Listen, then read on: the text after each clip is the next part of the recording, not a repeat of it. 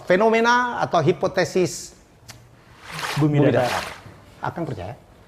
Ya, saya bukan tidak percaya, saya tahu itu salah.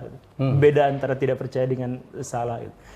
Ya, jadi sebenarnya sejak awal juga kan itu sebenarnya sudah terbantah sejak awal. Bahkan sejak percobaan pertama mereka dalam Bedford, sungai Bedford itu, itu sejak awal mereka itu sudah kalah.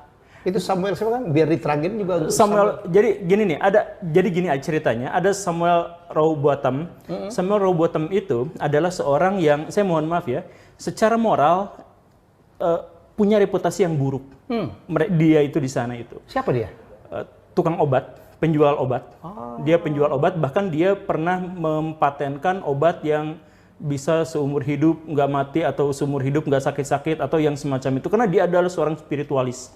Seorang spiritualis, tapi karena mendapatkan banyak hujatan dia kemudian berlari ke dunia kekristenan. Nah, makanya kemudian ketika dia bikin Flat Earth Society yang pertama itu, atau kelompok pada waktu itu namanya belum Flat Earth Society, tapi ketika dia pertama kali ini dia banyak sekali menggunakan kutipan-kutipan Alkitab.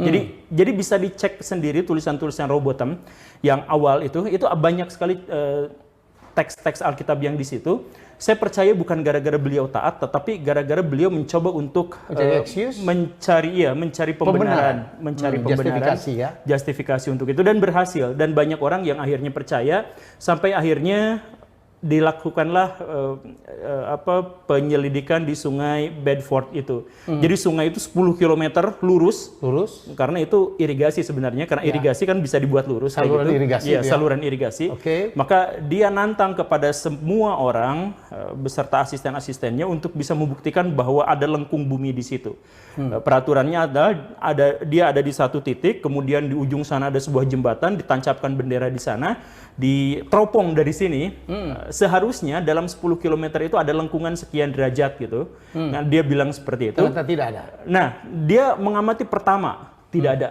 Mengamati kedua, tidak ada. Karena itu dia kemudian yakin dengan pernyataannya, maka dia langsung bikin sebuah sayembara besar-besaran, siapa yang bisa menjawab tantangan saya. Maka tantangan itu kemudian dijawab oleh Alfred Wallace, seorang yang sangat terkenal, mentornya Darwin, dan dia pernah lama sekali tinggal di Indonesia. Di Indonesia. Yang ada Wallace, garis Wallace itu. Dia ilmuwan paling hebat pada waktu itu. Bahkan Darwin itu gak ada apa-apanya dibanding dia pada waktu itu. Ya udah, karena dia yang paling besar, maka dia yang ditantang, dan